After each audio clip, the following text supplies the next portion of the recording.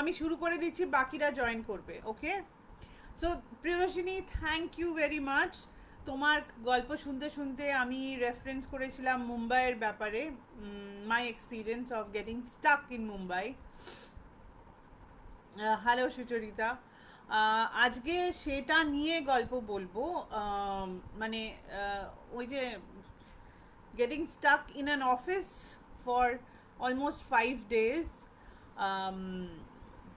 মানে বলতে পারো 5 nights 6 days, অ্যান্ড তার সঙ্গে আমরা যা যা করেছি ভালো খারাপ এবং কিছু গল্প আমরা শেয়ার করেছি। সো আজকে আই ডোন্ট নো সকলের কীরকম ওয়েদার কীরকম চলছে, বাট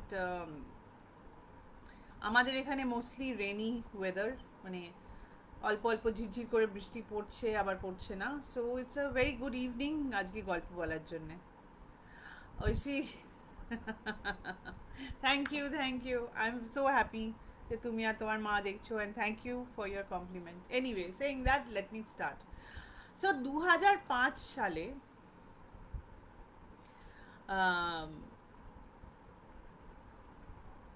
আচ্ছা অমৃতা ওখানে গরম, ওকে। 2005 সালে আমি যে কোম্পানিটাতে কাজ করতাম সেই কোম্পানিটা একটা পিআর এজেন্সি, মানে পাবলিক রিলেশনস এজেন্সি। সো তাতে আমার প্রচুর ট্রাভেল হতো, and most of my travel was related to Bangalore আর বম্বে। মানে অন্য অন্য জায়গায় যেতে হতো, কিন্তু ব্যাঙ্গালোর আর বম্বেতে আমার ম্যাক্সিমাম ট্রাভেল ছিল, ম্যাক্সিমাম। এবং সেই সময় বেসিক্যালি তোমরা যারা বম্বেতে থেকেছো বা কখনো ট্রাভেল করেছো বা আদারওয়াইজ তোমরা জানো যে June July August are very very very difficult months for Bombay. ভীষণ বৃষ্টি হয় ওখানে, জল জমে রাস্তা, এবং অবভিয়াসলি ট্রাফিকের খুব খারাপ অবস্থা হয়ে যায়। এটা বম্বেতে প্রত্যেক বছর হয়, it's not that it is happening today or it was happening letter or হঠাৎ, এরকম নয়, ওটাও সবসময় বম্বেতে এরকম একটা প্রবলেম হয়েছিল। বা 2005 সালে একটা আনপ্রেসিডেন্টেড ব্যাপার হয়েছিল বম্বেতে। মানে জুন মাসে গুজরাটে ফ্লাডস হয়েছিল, এবং জুলাই মাসে 26শে July, 26th of July 2005 was the day where Bombay had floods. So let me start from the beginning. একটা কোনো কাজে আমাদেরকে বম্বে যেতে হয়েছিল। সেই কাজের কথার মধ্যে আমি আর ঢুকছি না। আমরা দিল্লি থেকে দুজন ট্রাভেল করেছিলাম, আর ব্যাঙ্গালোর থেকে আমাদের একজন কলিগ এসেছিলেন। আমরা তিনজন, মানে কাজটা আমাদের তিনজনের ছিল প্লাস বম্বের টিম। সো 26শে জুলাই আমরা সকাল সকাল, মানে দেখো আমি যখন ট্রাভেল করতাম বম্বেতে এই কাজের জন্যে, মোটামুটি সকাল সকাল ট্রাভেল করা হতো। মানে we use to try to take the 6 o'clock flight or the 6:30 flight. তো 6:30টার ফ্লাইটে তুমি যদি যাও তাহলে তুমি মোটামুটি 6:30 থেকে 8:30টার মধ্যে তুমি বম্বে ল্যান্ড করে যাবে, এবং মোটামুটি 9:30টার মধ্যে তুমি কাজ শুরু করতে পারবে। So you don't waste any time, you can finish things and come back. হ্যাঁ, it is a little difficult এত তাড়াতাড়ি ট্রাভেল করা, বাট ওটা হ্যাবিট হয়ে গেছিলো। সো সকালবেলা আমরা এখান থেকে দিল্লি থেকে উই রিচড, মানে ক্লাউডি ছিল বেশ, ইনক্লিমেন্ট ওয়েদার যাকে বলে এরকম ছিল। ভেতরে মানে ফ্লাইটেও মানে বারবার করে যেটা হয় না, এয়ার পকেটস হয়ে যায়, তাতেও বেশ ঝাঁকুনি ঝাঁকুনি দিতে দিতে আমরা বম্বে পৌঁছালাম। ল্যান্ড করলাম, ল্যান্ড করে আমাদের অফিসটা ছিল আন্ধেরি ওয়েস্ট। তোমরা যদি বম্বে চেনো তাহলে Andheri west is quite close to the airport. Okay, এয়ারপোর্টটা সান্টা ক্রুজে, আন্ধেরি ওয়েস্টটা মোটামুটি এয়ারপোর্টের কাছাকাছি জায়গা, খুব একটা দূরে নয়। সো আমাদের যে অফিসটা ছিল সেই অফিসটা কীরকম ছিল, একটা বড়, মানে একটা গেট দিয়ে ভেতরে ঢুকে এরকম তোমার এল শেপে বিল্ডিংস ছিল, তিনতলা বিল্ডিং ছিল। তিনতলা বিল্ডিং ছিল, এবং সেখানে আমাদের অফিস ছাড়া আরও অনেক অফিসও ছিল। আর সামনেটা বেশ একটা বড় জায়গা যেখানে গাড়ি পার্কিং করা হতো। মানে বম্বেতে গাড়ি parking is a problem, so ওই জায়গাটাতে গাড়ি পার্কিং হতো। অ্যান্ড আন্ধেরি ওয়েস্ট এবং ইস্ট দুটোই লোক্যালিটি, মানে অফিস লোক্যালিটি না, মানে থাকার লোক্যালিটি। যাই হোক, আমরা 9:30 9:45-র মধ্যে অফিসে পৌঁছে গেলাম, এবং যেরকম মিটিং শুরু করার কথা, যে যারা আমাদের বম্বে টিম ছিল তাদের সাথে ব্যাঙ্গালোর থেকে যে আসছিল সেও মোটামুটি 10টা 10:30-র মধ্যে চলে আসলো। আমাদের মিটিং শুরু হলো জেনারেল চা ফা কফি টফি খেয়ে। এবার 11টা থেকে বৃষ্টি শুরু হলো। হ্যাঁ, ওরা বলছিল যে আজকে না খুব বৃষ্টি আছে, দের ইজ মানে ফোরকাস্ট আছে। আর তখন দেখো 2005-এ আমাদের কাছে এত স্মার্টফোন ছিল না যে দেখে নিতে পারবো যে what is the weather forecast, আজকে বৃষ্টি হবে, কালকে বৃষ্টি হবে না, এক্সেট্রা এক্সেট্রা, এত কিছু ছিল না। মানে বেসিক, যেহেতু আমরা পিআর এজেন্সিতে কাজ করতাম, আমাদের মিডিয়ার সঙ্গে যোগাযোগটা ভালো ছিল, এবং সেহেতু তাদের কাছ থেকে জানা যেত যে what is the weather forecast মোটামুটি। তো ওয়েদার ফোরকাস্টে ছিল যে হেভি রেইনসের ফোরকাস্ট ছিল। তো সেদিনকে আমরা ঠিক করেছিলাম যে সন্ধেবেলা কাজ করার পরে আমরা হোটেলে যাব, তার আগে যাব না, মানে তার আগে অফিস থেকে বেরোনোর মতো সময়ও ছিল না কাজের জন্য। এইটা একটা জিনিস যেটা আমাদেরকে বলতে পারো খানিকটা হলেও বাঁচিয়ে দিয়েছিল, that we had a luggage with us. এবার যে 11টা থেকে যে বৃষ্টিটা শুরু হলো, 11 AM থেকে যে বৃষ্টিটা শুরু হলো, আনপ্রেসিডেন্টেড বৃষ্টি হলো। মানে তোমাদের কি বলবো আমি, 37-38 ইঞ্চেস অফ রেন হয়েছিল। মানে if I can explain to you how much that is, মানে বম্বেতে তো আমাদের কলকাতার মতন তোমার বিএসটি, কলকাতাতে যেরকম বাস আছে ওখানকার বাসগুলো বিএসটি বলে, বড় বড় বাস যেগুলো হয়, সেই বাস দোতলা বিল্ডিং 3তলা বিল্ডিং অবধি জল উঠে গেছিল।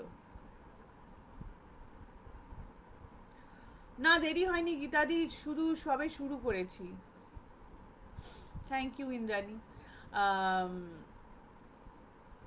মানে আমরা মানে একটা পয়েন্ট অফ টাইম আমাদের মিটিং ফিটিং ছেড়ে আমরা বাইরে গিয়ে দেখছি যে আস্তে আস্তে যে গাড়িগুলো ছিল না, যেখানে আমাদের যে বাইরের জায়গাটা, মানে যেটা বাইরের জায়গা,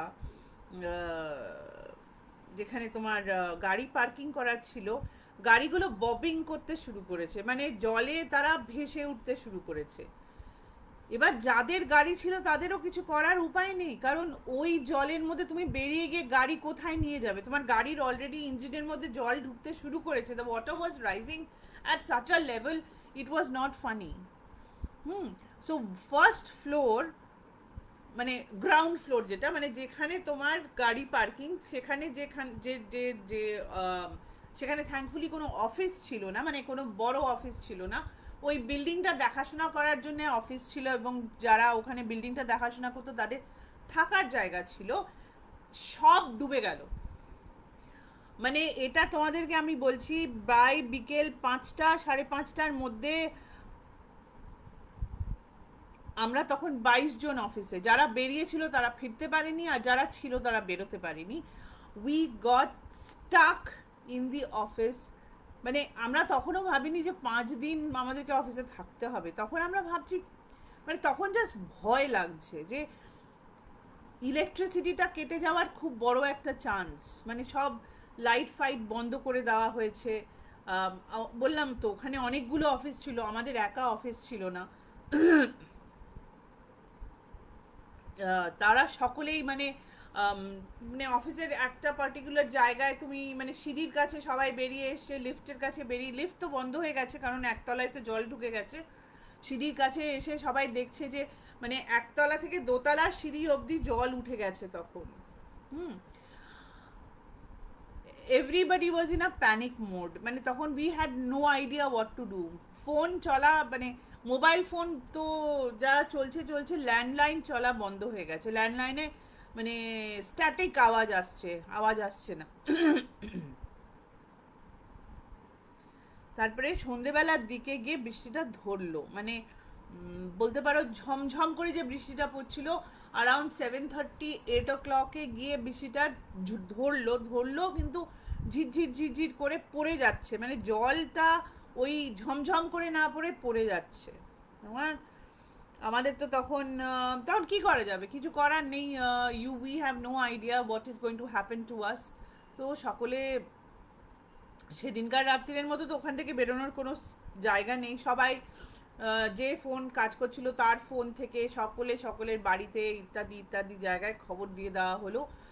ততক্ষণে বম্বেতে সাংঘাতিক অবস্থা হয়েছে, লোকজন মানে আমরা পরে এগুলো শুনেছি, লোকজন মানে যারা অফিস থেকে বেরিয়ে গেছিল, যারা সাহস করে বেরিয়ে গেছিল, they got stranded in the rasta, মানে রাস্তার হাঁটার মতো, মানে রাস্তাটা সমুদ্র হয়ে গেছিলো, মানে তোমরা না থাকলে ওখানে বোঝানো খুব মুশকিল হবে। ইট ওয়াজ লাইক জল, আর যেহেতু একদিকে সমুদ্র, সেহেতু জলটা মানে সমুদ্রের জলটাও তোরে সিটির মধ্যে ঢুকছিল, কারণ বৃষ্টি তো শুধু সিটিতে পড়ছিল না, সমুদ্রতেও পড়ছিল। দ্য এন্টায়ার এরিয়া মানে ল্যান্ডফিল, ওখানে যত জায়গা আছে, রিক্লেমড ল্যান্ড যেটা বম্বেতে বলে, যেটা তোমরা নবী মুম্বাইয়ের কাছে ওয়াসি বা এইসব জায়গাগুলো যেগুলো রিক্লেমড ল্যান্ড, মানে সমুদ্র সরে গিয়ে যে ল্যান্ডটা হয়, সেগুলো প্রায় ক্লেম করে নিয়েছিল সমুদ্র আবার। সো যাই হোক, শুরু হলো, মানে সেদিনকার রাত্রির মতো তো আমরা সবাই, সেদিনকার রাতে আমাদের সকলেরই মোটামুটি আমরা ধরে নিয়েছিলাম যে একদিন দুদিন অফিসে থাকতে হবে, কারণ যেরকম জলের অবস্থা, ওই জল নামতে একদিনে তো জল নামবে না, কারণ বৃষ্টিটা কমপ্লিটলি না থেমে গেলেও জলটা নামবে না। ওকে, নামবে না তো। আমাদের 22 জনের মধ্যে আমরা সবাই ছিলাম, প্লাস আমাদের অফিসে দুজন মানে অ্যাডমিনিস্ট্রেটিভের লোক ছিল বলতে পারো। একজন ছিল হচ্ছে মানে ধরো যে অফিস ম্যানেজ করে, খাওয়া দাওয়া, গাড়ি ঘোড়া, যে আমাদেরকে ব্যবস্থা করে দিতেন, সে একজন ভদ্রলোক ছিলেন। আর একটা অফিস বয় ছিল, মানে তার কত বয়স হবে, খুব বেশি হলে 20 কি 21 বছর বয়স হবে। সে হচ্ছে ওই মানে টেবিলে টেবিলে চা দেওয়া, ফটো কপি করা, তারপরে এই আর কি খুটখাট ছুটছাট কাজ সে করতো। এরা দুজন আর আমরা 20 জন। 20 জনের মধ্যে আমরা 3 জন বাইরে থেকে, মানে 2 জন দিল্লি, একজন ব্যাঙ্গালোর থেকে, আর বাকি থাকলো 17 জন, দেয়ার পাক্কা মুম্বাই, মানে তারা মুম্বাইয়ের লোক। তো সেই রাত্রিটা তো কোনো মতে মানে সবাই সবাইকে সাপোর্ট করে থাকা হলো। Lots of it was, dinner was, cookies biscuits ছিল, এবং আমরা যখনই দিল্লি থেকে যেতাম তখনই কিছু না কিছু লোকজনের জন্য নিয়ে যাওয়া হতো। দিল্লিতে ফেমাস কিছু মিষ্টি বা কোনো নামকিন, ফারসান, তোমরা জানো না ফারসান? আচ্ছা, I will tell you what ফারসানকে বাংলাতে কি বলে ডিসক্রাইব করবো, মানে নামকিনস ধরো, মানে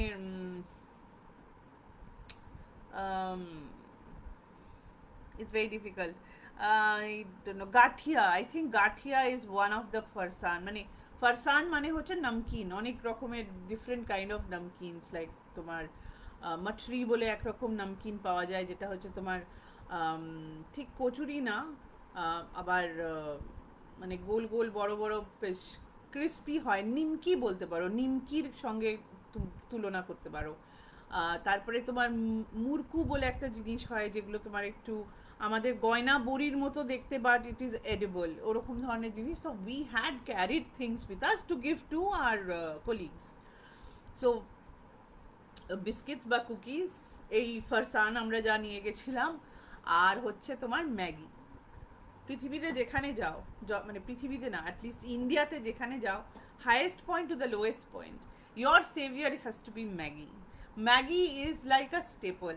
আর আমাদের ওয়ার্ক লাইফে Maggi has been a staple diet. I know সকলে বলবে it is not a very কী বলে ওটাকে, তোমার হেলদি নয়, বাট দুপুরবেলা আর কিছু নেই, গরম গরম ম্যাগি আর কফি, তারপরে কাজ করার আনন্দটা বোঝানো খুব মুশকিল। কারণ পিআরের কাজে না ঠিক 9টা 5টার চাকরি হয় না, এবং কোনো খাওয়ার সময় থাকে না। মানে অনেক দিন হয়তো there will be days when যেখানে খাওয়ার একটা পার্টিকুলার সময় থাকবে, কিন্তু there will be a lot of days, many days, যেখানে হয়তো তোমার মিটিংস বা তোমার যেখানে তুমি গেছো করতে করতে তুমি হঠাৎ দেখলে ঘড়িতে 3টে বাজে বা 4টে বাজে, you haven't had food. It has happen countless number of times. So যাই হোক, আর লেট নাইট কাজ করার সময় তো স্টেপল হচ্ছে জল জল করে ম্যাগি, ওপরে একটু মাখন, আমি তোমাদেরকে বলে বোঝাতে পারবো না। আমার একটু সফট কর্নার আছে। যাই হোক, সো এইটা আমাদের মানে এইটুকু ডিনার আমরা সরি, এটা আমাদের ডিনার ছিল। অফিসের ডিম ছিল, কিন্তু আমরা ওই ভদ্রলোককে বললাম যে না, আজকে ডিম হবে না, আমাদের কালকেও খাবার লাগবে। তো উনি বললেন হ্যাঁ হ্যাঁ, লেট আস রেশন করা দরকার। তো রাত্রিরে বসে এরকম সবাই একটু আধা বসা আধা শোয়া। দেখো অফিসে তো আর বিছানাপত্র নেই। We had a conference room, আমাদের একটা মানে রিসেপশন এরিয়া মতো ছিল, যেখানে একটা সোফা ছিল, কনফারেন্স রুমে একটা সোফা ছিল, বসের ঘরে একটা সোফা ছিল, মানে বসের যেটা বসের কেবিন ছিল, বিগ বসের কেবিন ছিল, সেখানে একটা সোফা ছিল। বা তিনটে সোফাতে তো আর 22 জন লোক ঘুমাতে পারবে না। সবাই মাটিতেই ব্যবস্থা করলো। দাও বললাম না তোমাদের সেভিয়ার ছিল হচ্ছে আমাদের 3 জনের জামা কাপড় ছিল আমাদের সাথে। তো এই বাদ বাকি 17 জনের মধ্যে মেয়েও ছিল ছেলেও ছিল। যাই হোক আমরা শুরু করলাম থাকা। এই থাকা মানে থাকাটা is not a problem, the problem that became second ডের পর থেকে। সেকেন্ড ডেতেও আমরা যখন দেখলাম যে জল কমার কোনো সিন নেই, মানে ওখান থেকে আমাদের বেরোনোর কোনো রাস্তা নেই, তখন যেটা প্রবলেম শুরু হলো সেটা হচ্ছে খাওয়ার জল আর তোমার খাবার। মানে উই হ্যাড টু রেশন খাওয়ার জল, বিকজ তখন কল থেকে যে জল আসছে সেটা তো তুমি খেতে পারবে না, কারণ তুমি জানো না যে কোথায় ওটা ইনফেক্টেড হয়ে গেছে বা কি হয়ে গেছে। পরের দিন কিছুটা সময়ের জন্য ইলেকট্রিসিটি ওরা বন্ধ করে দিয়েছিল, সেই জন্যে যে জল তোলার যে মেশিন ছিল, মানে যেটা দিয়ে জল তুলে তুমি বাথরুম ইউজ করতে পারবে, সেখানেও একটা প্রবলেম দেখা দিল। কারণ বলেছি তোমাদের নিচের তলায় জলে ভরে গেছিলো, অবভিয়াসলি পাম্প তো তোমার নিচের তলায় থাকবে, মাথার ওপরে তো পাম্প থাকবে না। সো সেখানেও মানে জলটাকে আমাদেরকে ভীষণই মার্জিতভাবে ইউজ করতে হচ্ছিল। অফিসে মানে দেয়ার ওয়ার অনলি 2 ওয়াশরুমস, চান করার মতো জায়গা ছিল না। মানে অফিসে যেরকম ওয়াশরুম হয় সেরকম ছিল, একটা মহিলাদের একটা পুরুষ মানুষদের। যাই হোক, এই হলো আমাদের সেকেন্ড ডে গেল। সেকেন্ড ডেতে গিয়ে আমরা দেখলাম যেহেতু বৃষ্টি বন্ধ হয়ে গেছিল, সেহেতু জলটা একতলা মানে দোতলা সিঁড়ি অবধি যেটা উঠে এসেছিলো সেটা একতলা সিঁড়ি অবধি নেমে গেল, কিন্তু কাদায় কাদায় আর মাটিতে মাটিতে ভরে গেল। মানে দেয়ার ওয়াজ সো মাচ অফ কাদা অ্যান্ড মাটি যে ওর মধ্যে নামতে ভয় লাগছে। মানে ইউ হ্যাভ নো আইডিয়া ওর মধ্যে কি আছে, তুমি কি ইনফেকশন হতে পারে বা পোকা মাকড় সাপ খোপ কি আছে, we have no idea. So নামার তো কোনো সিন নেই। যারা নিচে ছিল, মানে যারা ওই জলে ভরে যাচ্ছিল, যে আমাদের মানে গোটা বিল্ডিংটা ধরো, গোটা বিল্ডিংটাতে কিছু না হলেও তোমার 10টা মতো কোম্পানির লোকজন ছিল। সো আমরা একা ছিলাম না ওখানে, প্রায় আমাদের 300 জন মতো লোক ওখানে আটকে গেছিল, প্লাস তোমার ওখানে যারা কাজ করে, যারা বাড়ি মানে গোটা অফিসটা মেনটেন করে দেখাশোনা করে, সেরকমও প্রায় 10-12 জন লোক ছিল। সো সবাই সকলের অফিস থেকে যারা যারা বেরোতে পারছে, মানে সব বিল্ডিংগুলো তো কানেক্টেড নয়, সমস্ত যেখানে কানেক্টেড তারাও বেরিয়ে এসে কথাবার্তা হচ্ছে। অবভিয়াসলি আমাদের ল্যান্ডিংয়ে দাঁড়িয়ে কথাবার্তা হচ্ছে, জলটা কোথায় গেছে দেখা হচ্ছে। কিন্তু সেখানে আমি দুটো জিনিস তোমাদেরকে বলবো। একটা হচ্ছে যে অসহ্য, মানে একটা সাংঘাতিক সিচুয়েশন, এই সিচুয়েশনে পড়লে যে কি অবস্থা হবে আমাদের কারুর কোনো আইডিয়া ছিল না। এবং দ্বিতীয় কথা হচ্ছে যে পানীয় জলের রেশন এবং বাথরুমে জল না পাওয়া যে কি কষ্টকর ব্যাপার, সেটা যাদের না হয় তারা বুঝতে পারবে না। মানে আমরা তো প্র্যাকটিক্যালি জল খাওয়াটা এবং পানীয় জল পাওয়াটাকে নিজেদের রাইট হিসেবে ধরে নিয়েছি। আমরা কখনো এটা নিয়ে চিন্তা করি না যে আমাদের বাথরুমে জল থাকবে না এবং কল খুললে আমরা খাওয়ার জল পাবো না, বা হোয়াট এভার, অ্যাকোয়াগার্ড না খুললে আমরা খাওয়ার জল পাবো না। কিন্তু সেই সেকেন্ড এবং থার্ড ডেতে we understood what it means not to have clean drinking water and not to be able to মানে বাথরুমে জল ইউজ করতে না পারার যে কতটা কষ্টকর ব্যাপার সেটা আমরা বুঝতে পেরেছিলাম। আর একটা জিনিসও বুঝতে পেরেছিলাম যে মানুষ সবাই খারাপ নয়। ওখানে যারা আমরা 300 জন মতন আটকে গেছিলাম, তারা সবাই নিজেদেরকে নিজেরা সাহায্য করার চেষ্টা করেছিল। যে অফিসের কাছে যা জিনিস ছিল বা যে মানুষের কাছে যে জিনিস ছিল, ওষুধ বলো, পত্র বলো, টেলিফোনের ইউজ বলো, জামা কাপড় বলো, আমরা সবাই অ্যাকচুয়ালি শেয়ার করেছিলাম। কারণ ওই 300 জন মানুষের কাছে তখন বাইরের পৃথিবীটা একদম আটকে গেছে, বাইরের পৃথিবী থেকে কেউ এসে আমাদেরকে বাঁচাতে পারবে না। সো থার্ড ডে আমাদের মানে ওখানে কিছু একটি অফিস ছিল, যাদের যাদের কাছে জল ছিল তারা সবাইকে জল দিয়েছিল। আর একটি অফিস ছিল যাদের কাছে ওরকম কোন মানে খাবার ছিল, মানে ধরো ম্যাগিই ছিল, তারা সকলের সাথে শেয়ার করেছিল। কেউ কিন্তু বলেনি না দেবো না, আমার কাছে রেখে দেবো। সো বিপদে পড়লে আহ, এইরকম ধরনের কি বলবো, মানে এটাকে কি বলতে পারি আমি তোমাদেরকে, একটা মানে this is a not a man made disaster, right? This is a natural disaster. এরকম ন্যাচারাল ডিজাস্টার যখন হয় তখন তোমরা জানতে পারবে যে পৃথিবীতে ভালো মানুষ অনেক আছে। আমি বলছি না ওই 300 জনের মধ্যে আমরা সকলেই সাংঘাতিক রকমের ভালো, সত্যি কথা বলি, সাংঘাতিক রকমের অনেস্ট, কেউ কারোর কোনো ক্ষতি করব না, বাট অ্যাটলিস্ট ওই 5 দিন আমরা সবাই সবাইকে সাহায্য করেছিলাম। এই তো গেল তোমার 2-3 দিনের কথা। তারপরে আবার আরও জলটা নিচে নামলো, নেমে মানে গাড়িগুলো আস্তে আস্তে, গাড়িগুলো তো সব শেষ হয়ে গেছিলো, কারণ গাড়িগুলো সব ডুবে গেছিলো।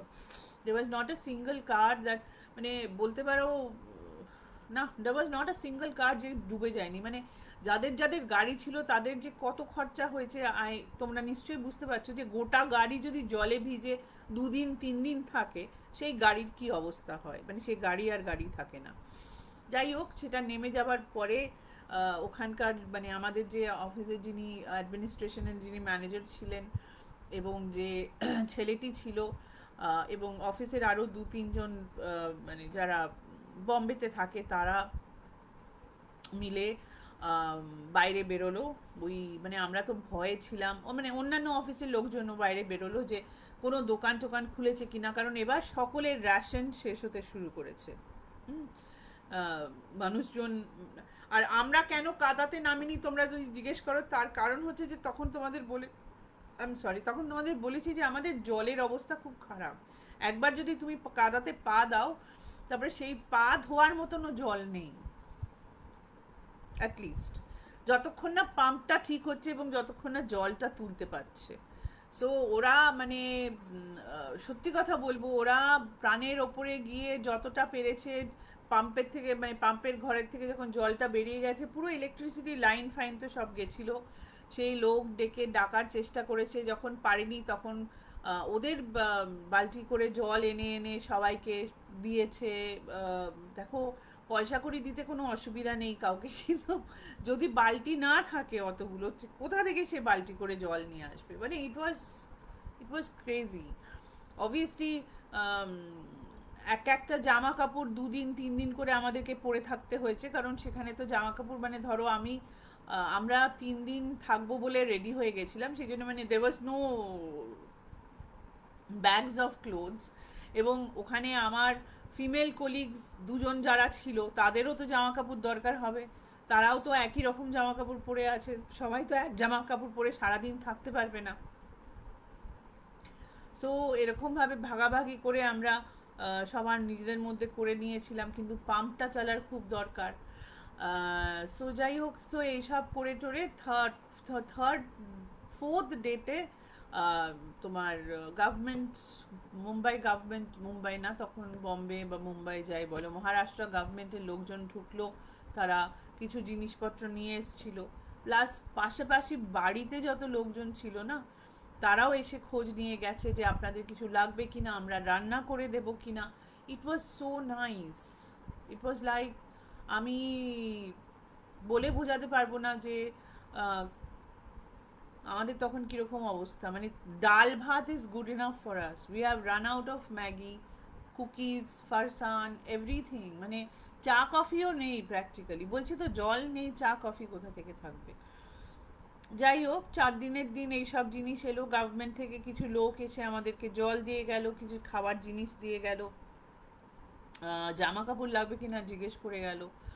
এবং তারপরে 5th ডেতে গিয়ে ওই জায়গাটা পরিষ্কার করে সবাইকে বলা হলো যে ঠিক আছে, তার পরের দিন আমরা বেরোতে পারবো ওখান থেকে। এবার দিল্লি ফেরত আসতে আরও টাইম লাগবে, তার কারণ হচ্ছে যে ওরা মাঝখানে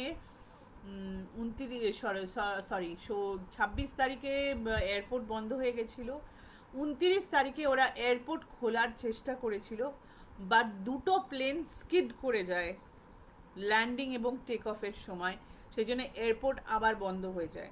ট্রেন লাইন বন্ধ হয়ে গেছিলো, কারণ ট্রেন লাইনও ডুবে গেছিলো, ট্রেনও চলার কোনো ইয়ে ছিল না। সো তারপরে আমরা যা জিনিসপত্র ছিল এইসব নিয়ে 5 দিন 5 রাত্রির we were there in, how don't ask us আমরা কিরমভাবে ছিলাম, কিরমভাবে ঘুমিয়েছি, কে কোথায় ঘুমিয়েছে, তারপরে সে ধরো পালা করে কেউ ঘুমালো, তারপরে উঠে গিয়ে আর একজন শুলো, মানে সব মাটিতে তো শোয়া অভ্যেস নেই। 5 দিন মাটিতে শোয়া ইজ ভেরি ডিফিকাল্ট। সত্যি কথা বলছি, মানে আমাদের তো সবসময় মাটিতে শোয়া অভ্যেস নেই। 5 দিন মাটিতে শুয়ে, মানে 5 দিন কেন, একদিন রাত্রিরে মাটিতে শোয়ার পরে সকালবেলা উঠতে বেশ অসুবিধা হয়। সো ঘুরে ফিরে কেউ সোফাতে কেউ মাটিতে এরকম করে দুটো চেয়ার জোড়া করে এরকম করে বসে, মানে গা পা পিঠ মাথার অবস্থা জিজ্ঞেস করো না কীরকম ছিল। মানে আমার কাছে আর আমার যে দুই আর কলিগের কাছে যা আমরা পেস্ট নিয়ে গেছিলাম, বাদ বাকি লোকেদের কাছে ব্রাশের কোনো ব্যবস্থা ছিল না, সেই জন্যে উংলি ব্রাশ তারা ইউজ করছিল। So it was like it was not, it was bad, it was a very bad situation. আমরা তখন জানতেও পারছি না সকলে সেফ আছে কি নেই, but there was a feeling that মানুষের ওপরে ভরসা করা যেতে পারে, এরকম বিপদে মানুষ মানুষকে সাহায্য করবে। আর এই যে 5 রাত্রি যে তোমাদের কাটাতে হয়েছে ওখানে, মাঝখানে একটা রাত্রিরে বেশ অনেকক্ষণ লাইট ছিল না, অবভিয়াসলি তার সঙ্গে গল্পও হয়েছে, অনেক গল্প হয়েছে, মানে সবাই কি করবে, মানে মুখ বন্ধ করে তো আর বসে থাকতে পারবে না, গল্প টল্প হয়েছে, কাজ টাজ তো সব বন্ধ হয়ে গেছিলো, কারণ কিছু ইউজ করা যাচ্ছিল না। যাই হোক, সো এই ছিল 5 দিন। 6 দিনের দিনকে we were able to take get out from there, ওই কাদার মধ্যে হেঁটে হেঁটে গো টু আ হোটেল, এবং তারপরে সেখানে গিয়ে প্র্যাকটিক্যালি 5 দিন বাদে we could take a bath, মানে আমরা চান করতে পারলাম, জামা কাপড় ধোয়ার একটা ব্যবস্থা হলো, এবং যতক্ষণ না জামা কাপড় মানে প্র্যাকটিক্যালি ধুয়ে আসছে ততক্ষণ ওই হোটেলের রোব পরেই বসে থাকতে হয়েছিল, বিকজ আর কোনো জামা কাপড় ছিল না। বলেছিলাম তো তোমাদেরকে এই কটাই নিয়ে যাওয়া হয়েছিল, সেগুলোই ঘুরিয়ে ফিরিয়ে মোটামুটি জলে ধুয়ে যতটুকু করা হয়েছে। So this was the experience. Now আমি ভেবেছিলাম যে আমরা যে গল্পগুলো করেছি তার মধ্যে কিছু, আমরা অবভিয়াসলি ভূতের গল্প করেছি, ন্যাচারালি বুঝতেই পারছো এরকম সময় ভূতের গল্প হবেই, 100% হবে, মানে মানুষের জীবনের যত দুঃখ কষ্ট, কিছু মজা, ভূত আসবেই আসবে এরকম সময়। আর যেহেতু সবাই আমরা পিয়ারে কাজ করতাম বা মানে তখন করতাম, তখন অবভিয়াসলি আমরা সকলেই বেশ ভালো গল্প বলতে পারতাম বা গল্প করতাম বা শুনতাম বা অনেক কিছু জানতে পারতাম, মজার খবরও জানতে পারতাম, যেগুলো সব কিছু তো আমি অনলাইন শেয়ার করতে পারবো না, কারণ মানে বলিউড ইন্ডাস্ট্রি সম্বন্ধে অনেক কিছু জানতে পারা যায় মিডিয়াতে কাজ করলে, অনেক কিছুই এক্সপিরিয়েন্স করা যায়। মানে আমি আমার একটা সময় ভেরি ক্লোজলি বলিউড ইন্ডাস্ট্রির সাথে কাজ করেছি, সেখানেও বেশ মজার মজার ঘটনা আছে, কিন্তু সব তো আর অনলাইন সেটা আমি বলতে পারবো না, বিকজ প্রথম কথা কিছু জিনিস ওরমভাবে শেয়ার করা যায় না, বাট এরকম ধরনের মজাদার গল্প হয়েছে। এবার আমি তোমাদেরকে সেই ঘটনাগুলোর থেকে 3টে ছোট ছোট ঘটনা ভূতের গল্প বলে দিচ্ছি, কারণ প্রথমটা তো ঠিক ভূতের ছিল না, প্রথমটা একটু সাংঘাতিক ব্যাপার ছিল, আমাদের পার্সোনাল এক্সপিরিয়েন্স ছিল, how to survive in a flood in the middle of Bombay. তারপরে আমি তোমাদেরকে ভূতের গল্প বলছি। 9:30 বেজে গেছে, ভূতের গল্প বলতে একটু সময় লাগবে, তোমরা 3টে শুনতে চাও কিনা আমাকে একটু জানিও, একটু যদি একটু সবাই যদি একটু মেসেজ করো আমাকে খুব ভালো হয়, যে তোমাদের কীরকম লাগলো। তো আমি তাহলে ভূতের গল্প শুরু করব। হ্যাঁ গীতাদি ঠিক বলেছো, ইঞ্জিন সিজ হয়ে গেল না তন্দ্রা, এবার গল্প শুরু, মানে আর একটা গল্প শুরু করব। ঠিক Sudipta, you are right. Murukku south Indian, north ইন্ডিয়ানও, সাউথ ইন্ডিয়ান শুধু না, এখানে নর্থ ইন্ডিয়াতেও মুরুক্কু খুব চলে। গুটকি কিনা আমি জানি না। আমরা কোন ফ্লোরে ছিলাম প্রিয়দর্শিনী? আমরা we were on the 3rd floor, 3 নম্বর ফ্লোরে ছিলাম, মানে 3 তলা বলতে পারো, কিন্তু মানে actually yes it was the 3rd floor, first second we were on the 3rd floor. হ্যাঁ হ্যাঁ অমৃতা, এক্সাইটিং বলতে পারো, অ্যাডভেঞ্চার, এটা হচ্ছে সিটি অ্যাডভেঞ্চার।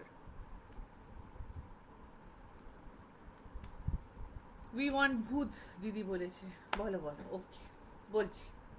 সো প্রথম যে ঘটনাটা বলবো, যারা বম্বেতে থাকো বা থেকেছো, যেরকম উর্মিদি, তুমি হয়তো জায়গাটার নাম জানতে পারো, বা বাদ বাকি লোকেরা নাও জানতে পারে। আমি একটা মোটামুটি আন্দাজা দেব। এই ঘটনাটা আমার এক কলিগ বলেছিল, যে ঘটনাটা শুনেছিল একজন জার্নালিস্টের কাছে। হ্যাঁ, মানে দিস ইজ লাইক আ হ্যাঁ ইউ আর রাইট প্রিয়দর্শিনী, 4 তলা, 3rd ফ্লোর ইজ 4 তলা, ইউ আর রাইট। যে জার্নালিস্টের কাছে শুনেছিল, ও তোমাদেরকে এখানে ভূতের গল্প শুরু করার আগে বলে দিই, আমাদেরকে বলে দেওয়া হয়েছিল যে জল যদি আরও বাড়ে, তাহলে আমাদেরকে ওই অফিস ছেড়ে জিনিসপত্র যা আছে সেখানে রেখে শুধু টাকা পয়সা ব্যাগ ফ্যাগ নিয়ে ছাদ অবধি যেতে হতে পারে, জল যদি অত বাড়ে। সেটাও বলে দেওয়া হয়েছিল যে রেস্কিউ যদি হয়, মানে ওরকম যদি অবস্থা হয়, তাহলে রেস্কিউ ছাদ থেকে হবে। যাই হোক, ভূতের গল্প বলি।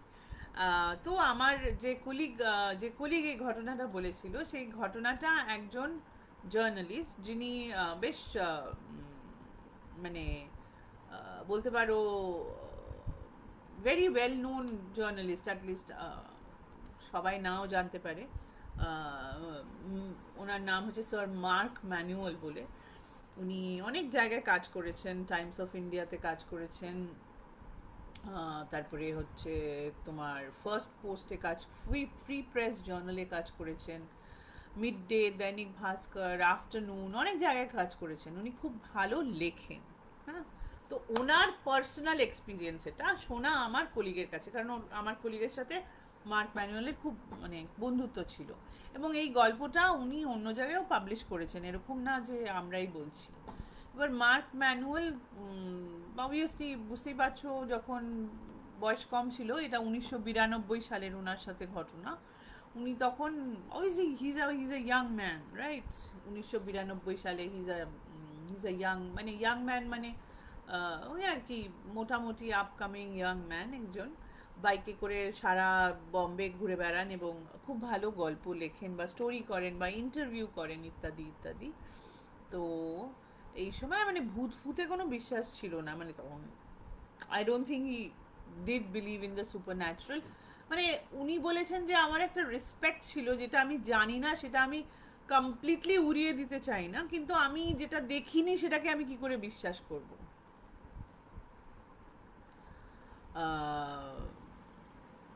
হ্যাঁ প্রিয়দর্শিনী, প্লিজ শেয়ার করো। তো মার্ক ম্যানুয়াল বলছেন যে মানে উনি তখন বাইকুলা বলে একটি জায়গা আছে, ওখানে থাকতেন। বাইকুলা বলে একটা বলতে পারো বম্বের সাবার্বস আছে, সেখানে উনি থাকতেন। এবার বাইকুলা হচ্ছে ওয়ান প্লেস যেখানে তোমার ইস্ট আর ওয়েস্ট বাইকুলার মধ্যে একটা রেল লাইন যায়। হ্যাঁ, বম্বেতে তো তোমার local train is the mainstay, মানে লোকাল ট্রেনেই সবাই মোটামুটি যাতায়াত করে। Bombay runs on local train. এখন অবশ্য আস্তে আস্তে মেট্রো হয়ে গেলে পরে লোকাল ট্রেনের ওপরে চাপটা একটু কম পড়বে, but Bombay is a local train city, মানে even more than Kolkata, Bombay is a local train city. Local ট্রেনটাই ওদের কাছে মানে দ্যাট ইজ দেয়ার ট্রান্সপোর্টেশন। এবং বাইকুলাতে ট্রেন লাইনটা ঠিক ইস্ট বাইকুলার ওয়েস্ট বাইকুলার মাঝখান দিয়ে যায়। সো তার ওপরে এখন আজকের কথা বলছি না, তখন 92 সালের কথা বলছি, তখন একটা এস মতো ব্রিজ ছিল। মানে এস মানে কি বলতো, এস এর একদিক থেকে উঠতে হতো, তারপরে গিয়ে আবার এস এর একদিকটা নিচে নেমে যেত, মানে ট্রেন লাইনের ওপর দিয়ে যাচ্ছে, তো তো একদিক থেকে তুমি উঠলে একদিক থেকে তুমি নেমে গেলে, হাঁটা ব্রিজ না, গাড়ি চলাচলের ব্রিজ ছিল। এখন obviously they are making a much better bridge there, কি বানিয়ে দিয়েছে কি আমি জানি না, কারণ আমি অনেক দিন বম্বে ওই দিকে তো যাইনি। সো খুব সম্ভবত এখন বৃহৎ Mumbai, the Maharashtra something something they have Brihan, sorry not Brihat, Brihan Mumbai এর ওপরে বিএমসি যেটা আছে সেটা নিশ্চয়ই অনেক অনেক কনস্ট্রাকশন করেছে, সেই ব্রিজটাও নিশ্চয়ই পাল্টে গেছে এখন, কিন্তু যখন ছিল না। এবং ওনাকে ওনার বন্ধুরাও এবং ওনার আত্মীয় স্বজন বাবা মা সকলেই ওনাকে বলেছিল যে যেহেতু উনি খুব রাত্রির করে বাড়িতে ফিরতেন, বাইকে করে ফিরতেন, বলেছিল যে ওই অ্যাভয়েড বাইকুলা ব্রিজ। এবং খুব কোনো কারণে ওই ব্রিজটা এমনই একটা খারাপ নাম ছিল যে দিনের বেলাতেও খুব বেশি ট্রাফিক হতো না। বুঝতে পারছো, বম্বের মতো জায়গায় একটা জায়গায় খুব বেশি ট্রাফিক হয় না, there must be something about it. এবং রাত্রিরে তো সন্ধেবেলাতে লোকজন থাকেই না, মানে একদম পুরো সুনসান থাকে জায়গাটা, এরকম থাকতো। এখন অবভিয়াসলি অনেক চেঞ্জ হয়ে গেছে, ব্রিজ চেঞ্জ হয়ে গেছে ইত্যাদি ইত্যাদি, লোক বেড়ে গেছে। সো 1992 সালে উনি বলছেন যে একদিন সন্ধেবেলা, অবভিয়াসলি উনার কাজটা শেষ করে সন্ধেবেলা করতে করতে করতে রাত্রিবেলা করতে করতে বেশ রাত্রির হয়ে গেছে, মানে ধরো বাজে প্রায় 12:30 পৌনে 1 রাত্রিবেলা, তো বৃষ্টি পড়ছে, আবার মানে মনসুন সিজন, নট জুলাই মাস বাট মনসুন সিজন, বৃষ্টি পড়ছে। এবং উনি তখন ওনার এক বন্ধুর বাড়ি থেকে বেরিয়েছেন, বাড়ি যাবেন বলে। বন্ধু বলেছিল যে প্লিজ তুমি থেকে যাও রাত্রিবেলা, বাট উনি বলেছেন না, আমার কাছে বাইক আছে, আমি চলে যাব। এবং যেহেতু অনেক রাত্রির হয়ে গেছিল এবং ভিজেও যাচ্ছিলেন উনি, তখন উনি ঠিক করেন যে বাইকুলা ব্রিজের ওপর দিয়ে উনি যাবেন, শর্টকাট হয়, ওনার বাড়ি যেতে শর্টকাট হয়। ওই এস ব্রিজটা যদি না নাও তাহলে পুরো রেল লাইনটাকে পেরোতে অনেকটা জায়গা লাগে, সেটা শর্টকাট হবে। সো ওনার কথা মতন, এটা ওনার ভাষা এবং ওনার কথায়, যে বাইকুলা ব্রিজের উনি যখন উঠেছেন, মানে এস দিয়ে যখন উঠেছেন, উঠে যখন মাঝখানটাতে এসছেন, মানে এসটা এরকম হবে, তো এখান দিয়ে এসে যখন মাঝখানে এসেছেন তখন অবধি ঠিকঠাক চলে এসেছেন, মানে উনি গান গাইতে গাইতেন, এই পথ যদি না শেষ হয় তো উনি গাইবেন না, উনি হয়তো অন্যরকম গান গাইছিলেন, হিন্দি গান গাইছিলেন বা ইংরেজি গান গাইছিলেন, আই ডোন্ট নো, বাট ওই আর কি গুনগুন করে গান গাইতে গাইতে উনি উঠেছেন। উঠে বললেন ঠিক ব্রিজের মাঝখানে এসে, মানে যেখান থেকে খানিকটা গেলে আবার যেখানে নামার জায়গা শুরু হবে, সেখানে এসে হঠাৎ ওনার বাইক বন্ধ হয়ে গেল, একদম বন্ধ হয়ে গেল বাইক, মানে there is no reason, bike চালাচ্ছিল, ধরাম করে বাইক বন্ধ হয়ে গেল, এরকম না ঘাটার ঘাটার ঘাটার করে বন্ধ হলো, মানে একদম এরকম বন্ধ হয়ে গেল, সব বন্ধ হয়ে গেছে, লাইট নেমে গেল, ইঞ্জিন বন্ধ হয়ে গেল, মানে উনি বুঝতে পারলেন যে বাইকটা মানে একদম পুরো পাথর হয়ে গেছে। উনি ভাবছেন কী হলো, চাবি ঘোরাচ্ছেন, চাবি ঘুরিয়ে উনি স্টার্ট করার চেষ্টা করছেন। আর উনি তখনকার দিনে উনি যে বাইক চালাতেন সেটা ইন্ডিয়ান বাইক ছিল না, বাইরের দেশের বাইক ছিল, মানে ইট ইজ আ স্টাডি বড় বাইক, মানে ওয়ান অফ দ্য 500cc ওয়ালা 1000cc ওয়ালা বাইক ছিল, 5000 না হলেও 500cc বাইক ছিল। সো বড় একটা ভারী বাইক হঠাৎ কোনো কারণ নেই ওরকমভাবে থেমে যাওয়ার।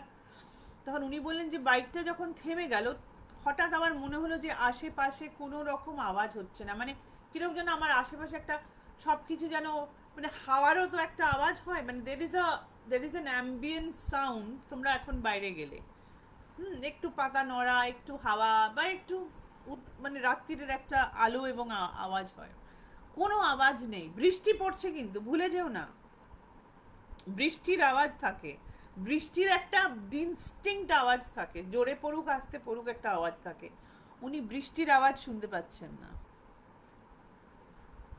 এবং আস্তে আস্তে ওনার চারপাশ দিয়ে ঘিরে যত কুকুর ছিল তারা সব বেশ 10টা-12টা কুকুর হঠাৎ ওনার কাছাকাছি চলে এলো, এবং কুকুরগুলো ওনার দিকে তাকিয়ে নেই, ওনার পেছন দিকে তাকিয়ে আছে, এবং তাকিয়ে তারা একদম মানে তাদের হাত পা সব মানে একদম শক্ত হয়ে গিয়ে তারা মাথাটাকে এরকম করে বেঁকিয়ে, মানে তোমরা যারা কুকুর ভালোবাসো বা সবাই কুকুর ভালোবাসে তারা নিশ্চয়ই জানো যে কুকুররা সোনার জমায়ের মাথা এরকম এরকম এরকম করে, মাঝে মাঝে একটু কিছু যদি বলো এরকম করে শোনার চেষ্টা করে, এরকম করে শোনার চেষ্টা করে, এরকম করে শোনার চেষ্টা করে।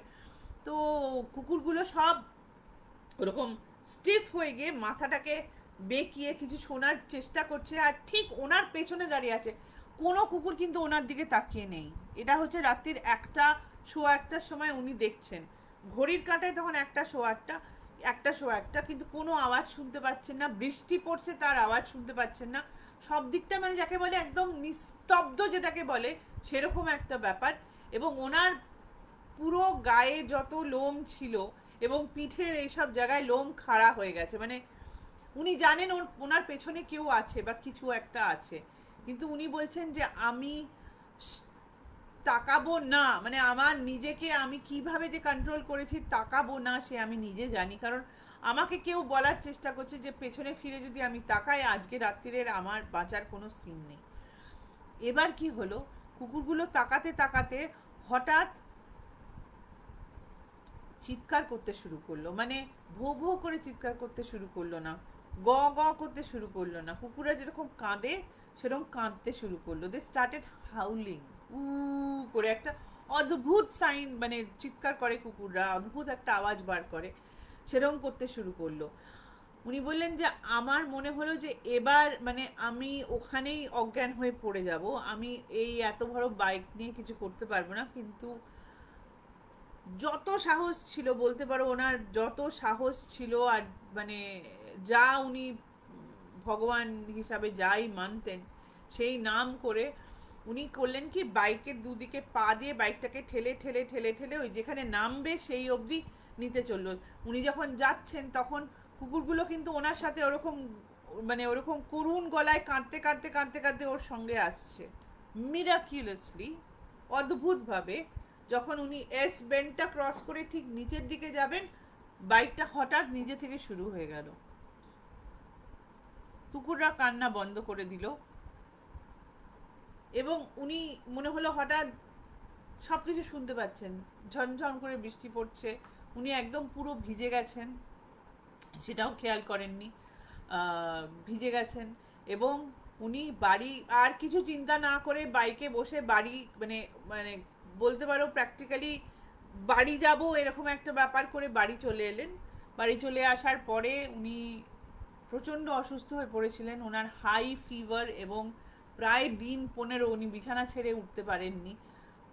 হয়তো বৃষ্টিতে ভিজে জ্বর হয়েছিল, ঠান্ডা লেগেছিল, ওই শক এবং ওইটাতে উনি রিকভার করতে ওনার দিন 15 সময় লেগেছিল।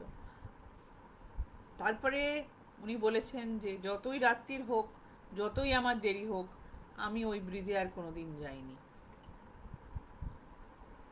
এটা ছিল প্রথম গল্প, স্যার মার্ক ম্যানুয়েলের গল্প। তোমরা অন্য কোথাও যদি দেখো বা রিসার্চ করো জানতে পারবে ওনার বাইকুলা ব্রিজের এটা গল্প। এই গল্প শুনে তারপরে সবাই মোটামুটি বলেছিল যে লাইট চলে গেলে খুব মুশকিল, আমাদের তো মোমবাতি নেই, বাথরুমে যাবো কি করে। এবার বলেছি না, বাদ বাকি অফিসের লোকেরাও যাতায়াত করতো এবং তারাও আসতো, তারা কি করবে, সারাদিন অফিসে বসে আছে, ওর অফিসে গিয়ে গল্প হতো সারাদিন, এখানে ওখানে ঘুরে কি করছো কি না করছো হ্যানা ত্যানা। তো সেরকম ইয়েতে আমার সেকেন্ড গল্প আসছে সেরকম একজনের কাছ থেকে, যাকে আমি প্র্যাকটিক্যালি, তারপরে আমার তার সাথে হাই হ্যালো ছাড়া কিছু মানে কোনো সম্পর্ক ছিল না, কারণ আমি তো আর বম্বেতে পোস্টেড ছিলাম না, এবং obviously we did not really was sharing numbers, যে আপনার নাম্বার কি, তোমার নাম্বার কি, আমরা নাম্বার শেয়ার করবো। বাট ওই গল্পের ইয়েতে ওর কাছে শোনা হয়েছিল এই ছেলেটা কাজ করতো একটা কনসাল্টিং ফার্মে, পিডাব্লিউসি, প্রাইস ওয়াটার হাউস কুপার্স বলে। আমার তখন মানে আমাদের বয়সী তখন ছিল, মানে আমার 2005-এ যা বয়স ছিল সেরকমই বয়সী ছিল। ও থাকতো আইরোলি সেক্টর 19 বলে একটা জায়গাতে, যেটা নভি মুম্বাইতে। ও তো ট্রেনে করে আসতো ইত্যাদি। ও গল্প বলেছিল যে এটা ওর বিয়ের আগেকার গল্প, ততদিনে ওর বিয়ে হয়ে গেছে। ও যখন প্রথম বম্বেতে এসেছিল এবং যখন প্রথম ও চাকরি পায়, তখন ও আইরোলিতে একটা জায়গায় ভাড়া থাকতো, সেইখানকার গল্প। তো আইরোলিতে ও যেখানে ভাড়া থাকতো, ওরা 3টে ছেলে একটা বাড়ি ভাড়া নিয়েছিল। বুঝতেই পারছো বাড়ি ভাড়া বম্বেতে খুব হাই, এবং অবভিয়াসলি যারা প্রথমবার বম্বেতে চাকরি করতে এসছে তাদের পক্ষে অত ভাড়া দিয়ে থাকা সম্ভব না, কারণ খাওয়া খরচাও তো আছে, শুধু ভাড়া দিলে তো চলবে না, খাওয়া খরচা, ইলেকট্রিসিটি, হ্যানা ত্যানা, অনেক কিছু আছে। সো ওরা 3টে ছেলে মিলে একটা 2 কামরার বাড়ি ভাড়া করেছিল। এবার বাড়ি একজন ছেলে অলরেডি কথাবার্তা বলে ঠিক করেছিল, ব্রোকার দেখিয়ে ভাড়াটারা, ওদের ভাড়া, ওদের মানে ওদের যে বাজেট ছিল সেই বাজেটের মধ্যে বাড়িটা এসে গেছিল। কিন্তু ওরা বাড়িতে যাওয়ার পরে রিয়েলাইজ করে যে বাড়িটা একদম, মানে বাড়িটা এখানে এখানে হচ্ছে তোমার শ্মশানের দেয়াল, আর এখানে হচ্ছে শ্মশান, মানে ওদের বাড়ির পাশে হচ্ছে শ্মশান। সো তখন তো ওরা সাংঘাতিক অবস্থা। এবার প্রথম বম্বেতে কাজ করতে এসছে, মানে আমি তোমায় বলছি তখন ওদের কিরকম বয়স সকলে, এই ধরো 24-25 মতন বয়স।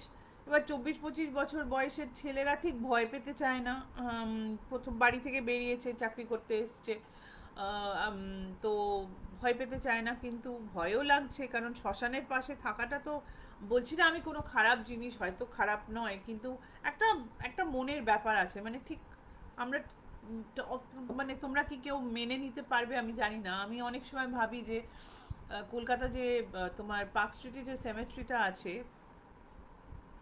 সাউথ সেমেট্রি যেটা আছে, যেটা খুবই সুন্দর একটা জায়গা, তার আশেপাশে অনেক ফ্ল্যাট আছে। আই হ্যাভ নো আইডিয়া তারা ওখানে কি করে থাকে। কিছু ফ্ল্যাট রেসিডেন্সিয়াল, কিছু ফ্ল্যাট অফিস অবভিয়াসলি, বাট আমি যখন টাইমস অফ ইন্ডিয়াতে কাজ করতাম, আমাদের ঠিক অফিসের পেছন দিকটাতে একটা মুসলিম কবরখানা ছিল। আমরাও সেদিকে খুব কম যেতাম। ওপরতলা থেকে দেখা যখন যেত, তখন যত কম দেখা যেত তখন দেখতাম। মানে ইট ইজ, আমি বলছি না ইট ইজ আ ব্যাড জায়গা বা খারাপ জায়গা, বাট এটা একটা মনের ব্যাপার। যাই হোক, তো ওরা তো ওরা ঢোকার পরে মানে প্রথম ছেলেটা আসার পরে জানতে পেরেছে, কিন্তু তখন ওদের এমন অবস্থা যে এসে থেকে ওদেরকে অফিস জয়েন করতে হবে, সেখানে আর বাড়ি খোঁজার মতন ওদের সময় নেই, এখানেই থাকতে হবে। আর যে বাড়িওয়ালা ছিল সে খুব চালাক ছিল, হ্যাঁ, বাড়িওয়ালা যে ছিল সে আসেইনি ওদের সাথে দেখা করতে, ব্রোকারের হাত দিয়ে সব কিছু করে এই ছেলেগুলোকে দিয়ে দিয়ে থেকে গেছে, ওর মানে চলে গেছে। তো এই ছেলেটা বলছে যে ওই বাড়িতে আমি যতদিন ছিলাম, ওরা বাড়ি পায়নি, তাই ওরা প্রায় 2 বছর ওখানে ছিল। আমরা কেউ কোনোদিন সুস্থ থাকিনি, মানে আমরা একজন সুস্থ হতো, একজন অসুস্থ হয়ে পড়তো, একজন সুস্থ হতো, একজন অসুস্থ হয়ে পড়তো, মানে কন্টিনিউয়াসলি এটা চলেছে। কিছু না কিছু ব্যাপার, জ্বর, জারি, সর্দি, কেটে যাচ্ছে, হাতে লাগছে, মানে হাতে তোমার হাতে পায়ে স্প্রেন হচ্ছে, কারুর পেটে যেমন আলসার হলো, মানে অদ্ভুত অদ্ভুত সব জিনিস হয়েছে। বাট ওরা 2 বছর 3 জনে সাংঘাতিক, মানে আর চেষ্টাও করেছে বাড়ি পাল্টাতে, কিন্তু দেখো চাকরি করে করে বাড়ি পাল্টানো মুশকিল, কারণ সকলের তো মানে বছর বছর স্যালারি বেড়ে যায় এরকম না, সকলেরই বাড়িতে টাকা পয়সা পাঠানোর ব্যাপার ছিল। তো বলছে যে প্রথম প্রথম যেটা হয় সেটা ওর সাথে হয়। এবার ওরা যখন বাড়িতে ঢোকে, মানে যে ছেলেটা দেখে এসেছিল সে সেদিনকে ঢোকেনি, সে এদের দুজনের জন্য ওয়েট করছিল, শ্মশান দেখেই সে আর বাড়িতে ঢোকেনি, সে এদের দুজনের জন্য ওয়েট করছে। তারপরে 3 জনে মিলে যখন ওরা বাড়িতে ঢোকে, বাড়িতে ঢুকে দরজা দিয়ে ঢুকে যে বসবার ঘরটা, সেখানে ঠিক বসবার ঘরের মাঝখানে একটা নারকোল, কালো মুগের ডাল, কালো মুগ ডাল হয় তোমরা জানো নিশ্চয়ই, তোমার রাজমা টাজমাতে দেওয়া হয়, ভাঙা মুগ, ভাঙা মানে কালো রঙের মুগ হয়, মানে মুগের ছিলকাওয়ালা মুগ যেটাকে বলে, সেই সেই মুগের ডাল, আর তোমার সর্ষে আর লেবু, এই কটা জিনিস ওই ঘরের মাঝখানে রাখা ছিল। আর কিছু না, কিন্তু এই জাস্ট ঘরের মাঝখানে, মানে ঠিক ঘরের মাঝখানে যেখানে পাখা চলছে সেখানে রাখা ছিল ধরো। তো ছেলেরা তো খুব অবাক হয়ে গেছে, ব্রোকারকে বলেছে এগুলো কি এখানে কেন, এটা এখানে কেন? তো ব্রোকার বলেছে আমি জানি না, মেরেকো নেই মালুম, যেরকম বম্বের লোকেরা বলে না, নেই ভাই মেরেকো তো নেই মালুম। তো তখন ওরা কন্টিনিউয়াসলি বাড়িওয়ালাকে ফোন করেছে। বাড়িওয়ালা প্রথম দিন বলেছে যে আরে ও আমার বউ ভুল করে রেখে এসছে, আমি কালকে এসে নিয়ে যাব, তোমরা কিছু করো না, আমি কালকে এসে নিয়ে যাবো। এই কালকে এসে নিয়ে যাবোটা হয়নি, 7 দিন ওই জিনিসটা ওখানে পড়েছিল। তারপরে মানে অসুবিধা হচ্ছে তো, হাঁটা চলার অসুবিধা হচ্ছে, ঘর পরিষ্কার করার অসুবিধা হচ্ছে, যে ওদের বাই বা যে কাজের লোক লেগেছিল সে বলছে যে সাব ইয়ে ক্যা হ্যাঁ, এটা এখানে কেন, আপনি সরান এখান থেকে।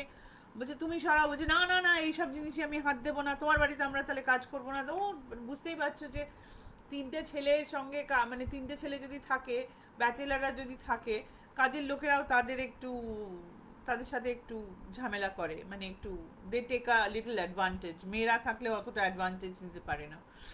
সো 7 দিনের মাথায় এই ছেলেটার খুব মেজাজ গরম হয়ে যায় এবং ও বলে ভুল, এগুলো খুব খারাপ জিনিস, আমার দরকার নেই, আমি আমি ফেলে দেবো বলে ও গিয়ে জিনিসপত্রগুলো তুলে নিয়ে বাড়ির বাইরে বের করে দেয়। সেই দিন রাত থেকে ওর সাংঘাতিক রকমের একটা ইনফেকশন হয়, মানে একটা অদ্ভুত ইনফেকশন, চিকেন পক্স নয় কিন্তু চিকেন পক্সের মতন সারা গায়ে ওর এরকম ফুসকুড়ি ফুসকুড়ি বেরোতে শুরু করে। এবং তার সাথে মানে একটা ভেরি হাই ফিভার, মানে এত হাই ফিভার যে ওকে ওর বন্ধুরা ভয় পেয়ে হসপিটালে ভর্তি করে দিতে হয়। মানে ওর 4 থেকে মানে জ্বর নাম ছিলই না, মানে 4 থেকে 3, 3 থেকে 4 হচ্ছিল, ওরা ভয় পেয়ে হসপিটালে ওকে অ্যাডমিট করে দেয় এবং জানা যায় যে ওর ইনফেকশনটা মানে স্কিনের বাইরে না, স্কিনের ভেতরেও হয়েছে ইনফেকশনটা, মানে গলা ফলা সমস্ত, মানে একটা অদ্ভুত একটা ইনফেকশন। কি ইনফেকশন বলা খুব মুশকিল, কারণ ডাক্তাররা টেস্ট ফেস্ট করে বুঝতে পারেনি, কোনো রকম ইয়ে নয়, নয় কিছু দেখেছিল বা কিছু হয়নি। 21 দিন ও হসপিটালে ছিল, 21 দিনের পরে ও ঠিক হয়েছে, মানে ওর ঠিক হতে 21 দিন লেগেছে। মানে ওর মা ওর বাড়ি থেকে এসে ওর সঙ্গে থেকে, তারপরে মা যখন জানতে পেরেছে ও এরকম কাজ করেছে তখন মা তো খুব রেগে গেছে। তারপরে নিশ্চয়ই মা পুজো টুজো কিছু দিয়েছিলেন, যাই হোক সেটা সেসব ও জানে না, কিন্তু 21 দিন ও হসপিটালে পড়েছিল। ওইগুলো ওর ছোঁয়া উচিত হয়নি, কিন্তু বাড়ি থেকে বের করারও দরকার ছিল, কী যে জিনিস ছিল ভগবান জানে। যাই হোক, ওদের যে একটা বারান্দা ছিল সেটা ঠিক একদম শ্মশান ঘাটের দিকে খুলতো, মানে একটা ঘর তার সঙ্গে বারান্দা, সেই বারান্দাটা শ্মশান দিকে ঘুরতো। ওই ঘরে কেউ থাকতো না, এরা তিনজনে কেউ থাকতো না। ওই ঘরে যে বাড়িওয়ালা সে একটা খাট রেখে গেছিল, মানে একটা খাট ছিল, ওই একটা ফার্নিশিং দিয়ে গেছিল।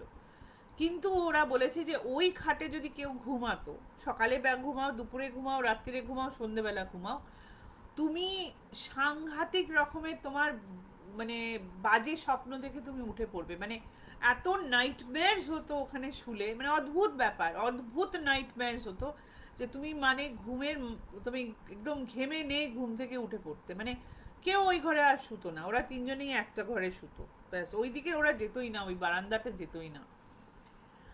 ওদের আর একজন বন্ধু ঘরে একটা মন্দির বসানোর চেষ্টা করেছিল এবং সেই মন্দির বসাতে গিয়ে সে পড়ে গিয়ে তার টেল বোন ভেঙে যায়।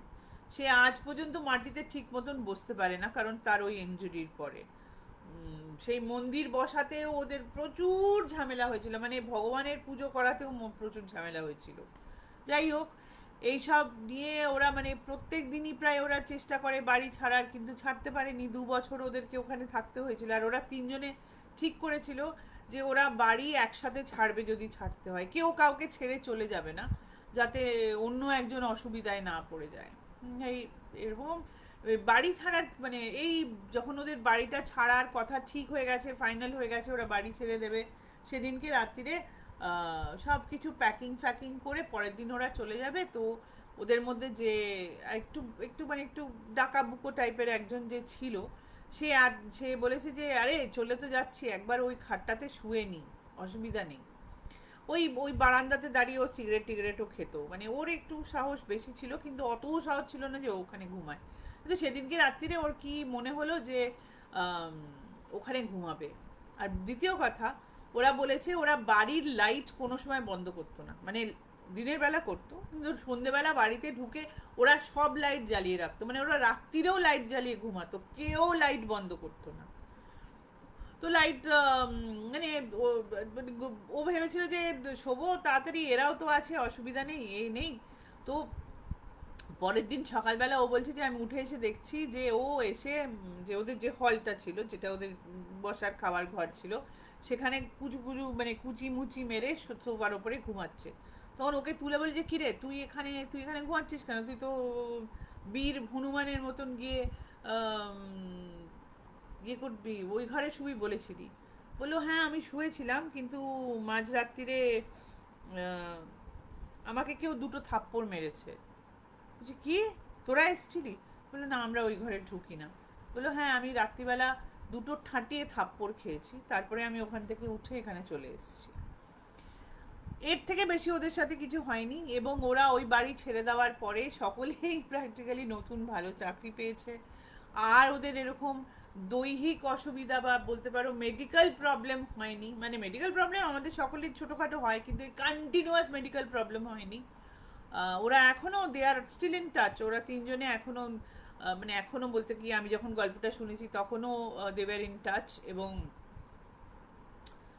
ওরা মানে সকলেই ভুক্তভোগী ওই জায়গার। এখন বাড়ি খারাপ ছিল না, বিকজ শ্মশানের কাছে ছিল, কিছু কিছু তো ব্যাপার ছিল বাড়িতে, আমি ঠিক জানি না কি ছিল, ও জানে না, কিন্তু এটা ছিল সেকেন্ড গল্প। কেমন লাগলো তোমাদের এই দুটো গল্প বলো? 10টা বেজে গেছে, থার্ড গল্প বলবো না আজকের মতন এখানেই টাটা বাই বাই করবো? একটু প্লিজ কেউ বলো, আমি ততক্ষণ একটু জল খাই।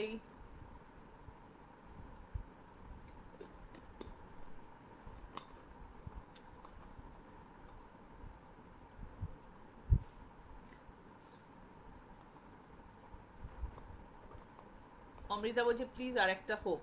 ওকে, তাহলে থার্ড গল্পটা বলছি। সরি, থার্ড গল্পটা বলছি। থার্ড গল্পটা বলেছিল যে ছেলেটা আমাদের অফিসে ছিল, যে ওই 21 বছরে বলেছিলাম না, 20-21 বছরের যে ছেলেটা আমাদের অফিস বয় হিসাবে কাজ করতো, ওর কাছে শোনা। ওকে তনু, বাকি রাখতে নেই, বলছি বলছি বলছি। তো ওর কাছ থেকে শোনা। ও থাকতো, মানে ওর বাবা মা আর ও থাকতো বম্বেতে। বম্বের কাছেই পালঘর বলে একটা জায়গা আছে, তোমরা শুনেছো নাম?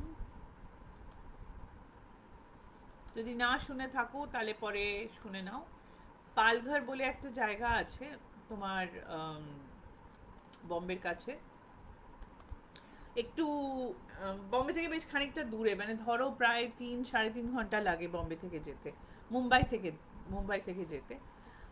ওখানে ওই পালঘরের কাছে পালঘরটা মানে পুরো পালঘরটা একটু হিলি জায়গা, একটু it's not a plain, it's a hilly jayga. মানে তোমার যেটা আমাদের যেটা কি বলে ওটাকে, ঘাট, যেটা ওয়েস্টার্ন ঘাট, মানে যে ওয়েস্টার্ন ঘাট, সেই ওয়েস্টার্ন ঘাটটা ওখান দিয়ে গেছে।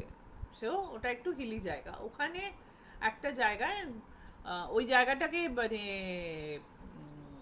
পপুলেশনকে মানে পপুলেশন ঠিক করে করার জন্যে, এবং লোককে থাকার জন্যে যাদের ঠিক মানে একটা ফাইন্যান্সিয়াল একটা কনস্ট্রেন্ট আছে, লো কস্ট হাউজিং সোসাইটি ওখানে বানানো হয়েছিল।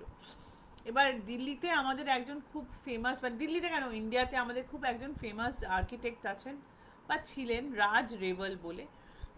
তোমরা যদি দিল্লিতে এসে ইন্ডিয়া হ্যাবিট্যাট সেন্টার বা যদি তোমরা প্রগতি ময়দান ইত্যাদি জায়গায় গিয়ে থাকো বা নাম শুনে থাকো, এখানকার ডিজাইন ওনার, মানে আমরা যে বাড়িগুলোতে থাকি, ডিডিএ হাউজিং, যেটা দিল্লি ডেভেলপমেন্ট অথরিটির যে হাউজিং বা হাউসের যে ডিজাইন, এই ফরম্যাটটা যেটা আছে সেটা রাজ রেওয়ালের। উনি এটা করেছিলেন, উনি ওনার ডিজাইনে বা ওনার আর্কিটেকচারাল ডিজাইনে এই বাড়িগুলো করা। তো ওনাকে Bombay city and industrial development department invite করেছিল। তখন বম্বে ছিল, ওনাকে যখন ইনভাইট করেছিল, কারণ এটা 1964-65-এর কথা বলছি আমি। ওনাকে ওখানে ইনভাইট করেছিল, করে বলেছিল যে আমাদের এখানে প্রায় 1000টা মতন ফ্ল্যাট আপনি একটু তৈরি করে, মানে ডিজাইন করে দিন, আমরা বানাবো এই জায়গাটার মধ্যে, যেগুলো লো কস্ট হাউজিং হলেও ঠিক দেখতে খারাপ হবে না, মানে একদম পুরো দেশলাইয়ের বাক্সর মতো দেখতে হবে না, একটু তার মধ্যে একটু ক্যারেক্টার থাকবে, তার মধ্যে একটু সৌন্দর্য থাকবে, তার মধ্যে একটু ইউটিলিটি ফ্যাক্টর থাকবে। সেই জন্য সিডকো হাউজিং যেটা ওখানে মেরাপুরে হয়েছে, সেটা এখনও আছে, এবং সেটা বেশ সুন্দরভাবে বানানো, রেড ব্রিক্স দিয়ে, রেড টেরাকোটা দিয়ে, মানে যে যা যা ইউজ করা যায় মেটেরিয়াল যাতে বিল্ডিং কস্ট কম হয় সেই দিয়ে বানানো, এবং ডিজাইনটা খুব সুন্দর। ডিজাইনটা উনি এমন বানিয়েছিলেন যে বাড়িগুলো আর ইন স্টেপস, মানে ধরো সমস্ত বাড়িরই প্রায় একটা করে ছাদ আছে বা একটা বড় ব্যালকনি আছে, কারণ ভেতরের জায়গাগুলো বাড়িতে খুব বেশি না, মানে they are either 1 bedroom flats or 2 bedroom flats, এবং উচ্চতা হচ্ছে প্রত্যেকেরই মানে 3 তলা অবধি উচ্চতা, মানে 3 তলা মানে 3 floors, নট 4 তলা, not the 3rd floor is a 4তলা, বাট 3 তলা, 1তলা মানে ground floor, first floor, second floor. তো এরকম বাড়িগুলো এরকম একটু স্ট্যাক স্ট্যাক করে বানানো, খুব সুন্দর করে বানানো, ভেতরে ভেতরে কানেক্টার আছে, সিঁড়ি আছে, তার সঙ্গে পেরিফেরাল রাস্তা বানানো আছে, সুন্দর জায়গা, মানে ইট is not a bad place. কিন্তু এটা ইকোনমিক্যালি কি বলবো উইকার সেকশন, বা যাদের হয়তো এত পয়সা নেই বম্বেতে বাড়ি কেনার, বা যাদের ওইখানে পালঘরে থেকে কাজ করতে হবে, তাদের একটা হাউজিং এর জন্য এটা বানানো হয়েছিল, সুন্দরভাবে বানানো হয়েছিল। তো এই যে ছেলেটি ছিল যে আমাদের অফিসে তখন অফিস পিওন হিসাবে কাজ করছিল, সে কিন্তু পড়াশোনা জানা, মানে he was doing his graduation also along with this, মানে ও তখন তোমার কি বলে ওটাকে, পোস্টালে তো না, অনলাইনই বলে ওটাকে, তো হ্যাঁ অনলাইনে তখন ও গ্র্যাজুয়েশন করতো। তো ওর বাবা ওখানে একটা ফ্যাক্টরিতে কাজ করতো, ওরা ওই বাড়িটা কিনতে পেরেছিল, মানে ওদের যা টাকা পয়সা ছিল সেই দিয়ে ওরা ওই বাড়িটা কিনেছিল, একটা 2 bedroom, একটা 1 bedroom ফ্ল্যাট ওরা কিনেছিল, এবং ওরা ওইখানে থাকতো, সিডকোতে থাকতো। সো ওর কাছে এই গল্পটা শোনা, তো বড় জায়গা, মানে ধরো টোটাল নাম্বার অফ ফ্ল্যাট সিডকো হাউজিংয়ে, সিডকো কলোনিতে আছে 1048, মানে 1048 ফ্ল্যাটস, বুঝতেই পারছো অনেকটা জায়গা নিয়ে বানানো।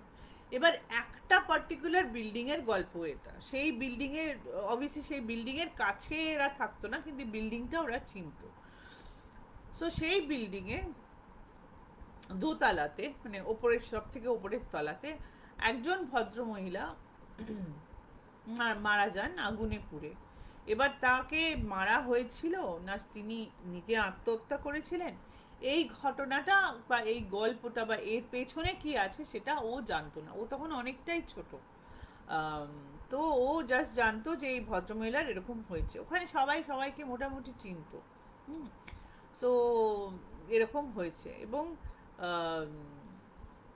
মানে অনেকে দেখেছে যখন ওনার গায়ে আগুন লেগেছিল, বাই দ্য টাইম ওনাকে সেভ করতে ওরা গেছিল, অ্যাকচুয়ালি ওনাকে ওরকম গায়ে আগুন অবস্থায় দেখা গেছে বাড়ির মধ্যে, যতক্ষণে গিয়ে ওরা দরজা ভেঙে ঢুকে ওকে সেভ করেছে ততক্ষণে ওনার, মানে উনি অবভিয়াসলি হসপিটালে মারা গেছিলেন, বাট ওনার তখন আর বাঁচার কোনো উপায় ছিল না, মানে অলমোস্ট 80% 85% বার্ন হয়ে গেছিল। তো যাই হোক হয়ে গেছিল। এবার তারপর থেকে ওই ফ্ল্যাটগুলোতে থাকা খুব মুশকিল হয়ে গেল। ওনার ফ্ল্যাটের কথা আমি বলছি না, ওনার আশেপাশের যে ফ্ল্যাটগুলো ছিল, মানে এক একটা তো ব্লকে বিল্ডিং, এরকম এরকম স্ট্যাক হলেও এক একটা ব্লক, 1 ব্লক 2 ব্লক এরকম, সেই ব্লকে থাকা খুব মুশকিল হয়ে গেল। মানে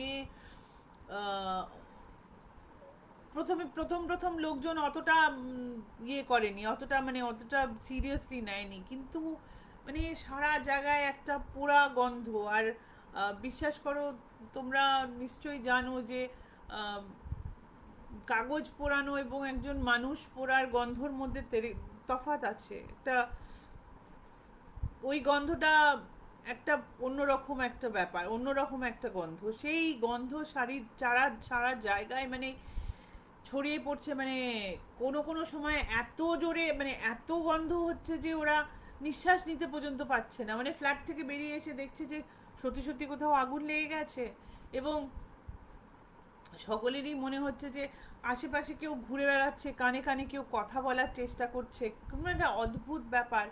এই করতে করতে ওনার ফ্লোরে, মানে ওনার সঙ্গে ফ্লোরে যে যারা ফ্যামিলি ছিল তারা প্রথমে ওই বাড়ি ছেড়ে দিল, তারপরে যারা একতলা, মানে যারা তাদের পরের ফ্লোরে থাকতো তারা বাড়ি ছেড়ে দিল, এবার যারা নিচতলায় থাকতো তারাও বাড়ি ছেড়ে দিল। ওই পুরো যে 6টা ফ্ল্যাটের যে ব্লকটা ছিল সেটা একদম খালি হয়ে গেল, ওখানে কেউ থাকতে পারতো না, মানে ওই ফ্ল্যাটের বাইরে কোনো ঝামেলা ছিল না, মানে তার আশেপাশে কোনো ঝামেলা ছিল না, কিন্তু ওই ফ্ল্যাটে কিছুতেই থাকতে পারছিল না কেউ।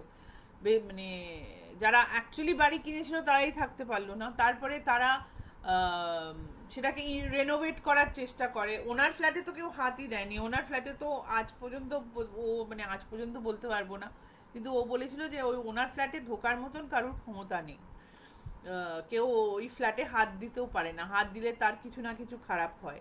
তো পাশাপাশি ফ্ল্যাটরা একটু রেনোভেশন করার চেষ্টা করেছিল কিন্তু করতে পারেনি। এবং তারা ওখানে কম পয়সায় ভাড়া রাখতে চেয়েছিল, ভাড়ারা থাকতে পারেনি। একজন ফ্যামিলি যাদের খুব অবস্থা খারাপ ছিল, মানে খুবই ডিফিকাল্ট সিচুয়েশনের মধ্যে তারা পড়ে গেছিলেন কোনো একটা কারণে, তাদেরকে একজন ওনার আত্মীয় ওনাকে ওই ফ্ল্যাটে থাকতে দিয়েছিল বিনা পয়সায়, মানে উইদাউট ভাড়া। এবং তাদের তখন এমনই অবস্থা যে তাদের আর কোনো উপায় নেই, মানে যখন তোমার দেয়ালে পিঠ থেকে যায় তখন তোমার কাছে যেটাই থাকবে সেটা করতে হবে। সেই জন্য ওরা ওখানে এসে থেকেছিল, কিন্তু মানে ওরা প্র্যাকটিক্যালি দে ডিসকভার দ্যাট রাস্তায় থাকা ভালো এর থেকে। মানে কোনো মতে 4 মাস ওখানে যে কি কষ্ট করে ওরা ছিল, তারপরে ওরা ওই বাড়ি ছেড়ে দিয়েছে। ওই ফ্ল্যাটগুলো তখন অ্যাটলিস্ট 2005-এ ও যখন গল্পটা আমাকে বলছে, আমাদের বলছে, তখন ও বলেছিল যে ওইখানে ওই পুরো টাওয়ারটা খালি, ওখানে কেউ যায় না। এবং দুটো নিচের ফ্ল্যাট যারা রেনোভেট করেছিল ওই অর্ধেক অবস্থায় রেনোভেশন অবস্থায় পড়ে আছে, কিন্তু কারুর সাহস নেই ওর ভেতরে ঢোকা, কারুর সাহস নেই ওর ভেতরে গিয়ে থাকা।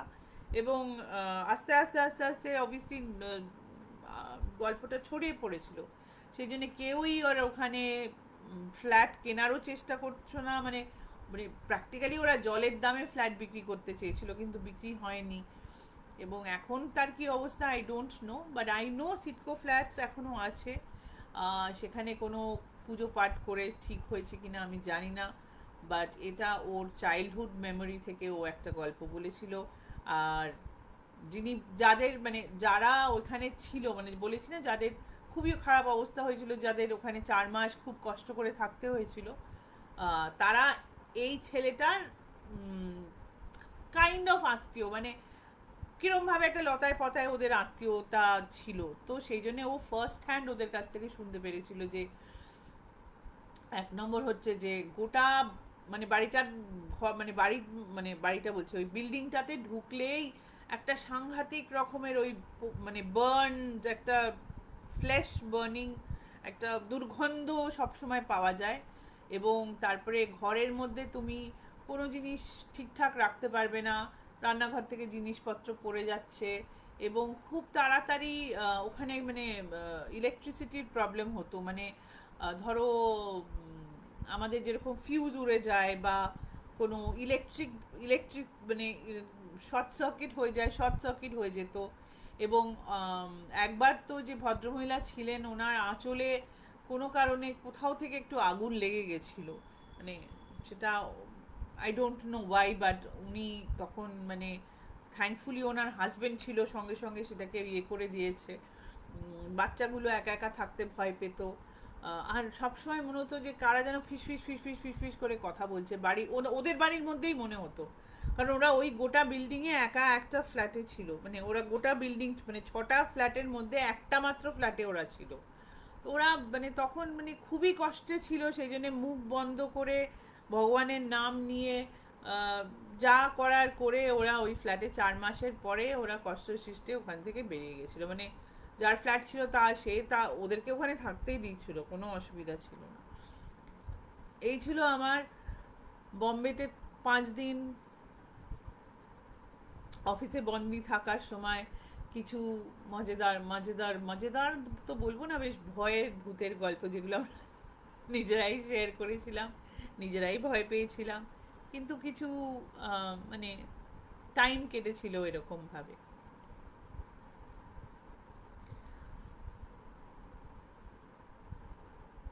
সো তোমরা বলো কিরকম লাগলো। আজকে আমার সেরকম প্রিপারেশন ছিল না, কিন্তু যেহেতু প্রিয়দর্শিনী বলেছিল এবং আমি ভেবেছিলাম এই ইনসিডেন্টটা শেয়ার করব তোমাদের সাথে। ইনসিডেন্টটা খুবই কি বলবো ডিফিকাল্ট ইনসিডেন্ট ছিল, কিন্তু জীবনে অনেক কিছু শিখিয়েছে এই ইনসিডেন্টটা আমাকে।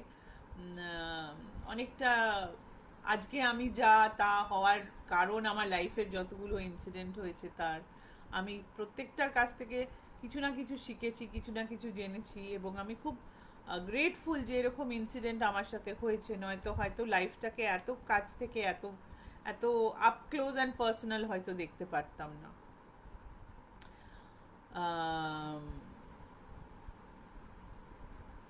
হ্যাঁ সংঘমিত্রা, কাছাকাছি জায়গা, এক্স্যাক্টলি পালঘর নয়, মানে হ্যাঁ তুমি ঠিকই বলেছো, যেখানে সাধুদের লিঞ্চিং হয়েছিল, বাট ওটার কাছাকাছি জায়গা। সো থ্যাংক ইউ আমার সঙ্গে থাকার জন্যে, গল্প শোনার জন্যে। প্রথমে টেকনিক্যাল ফল্টের জন্যে আমি সরি বলে তো কোনো লাভ নেই, আমার হাতে কিছু ছিল না। সো আমি যেরকম বলি সকলকে বলছি, প্লিজ লাইক শেয়ার সাবস্ক্রাইব, আমাদের একটু টিমের মেম্বার বাড়াও তোমরা, প্লিজ প্লিজ প্লিজ। যারা ইউটিউবে দেখবে আমার বন্ধুরা, তাদেরকেও বলে দিই, please like share comment subscribe. তোমরা যদি না থাকো আমাদের সাথে, আমাদের পক্ষে গ্রো করা ইজ নট পসিবল। আমরা চেষ্টা করছি তোমাদের জন্য সুন্দর সুন্দর গল্প, সুন্দর সুন্দর লাইভ সেশন নিয়ে আসার, and we are very grateful যে তোমরা যারা আছো আমাদের সাথে, প্লিজ থাকো, প্লিজ পার্টিসিপেট করো, আরও বন্ধু বান্ধবদের ডাকো। উইকেন্ডটা খুব ভালো কাটুক, মানে কালকে সানডেটা খুব ভালো কাটুক, আগলে মানে সামনের উইকটা খুব ভালো কাটুক। আবার তোমাদের সাথে দেখা হবে খুব তাড়াতাড়ি, ততদিন সকলে ভালো থেকো। সকলে জানিও আমাকে কীরকম কী লাগলো না লাগলো, আর কীরকম ধরনের গল্প তোমরা শুনতে চাও। সেই বলে আমি আজকে আসছি, tata, bye bye, good night.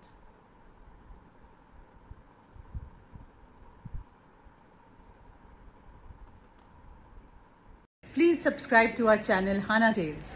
Comment, share, like, and don't forget to hit the notification bell for more videos.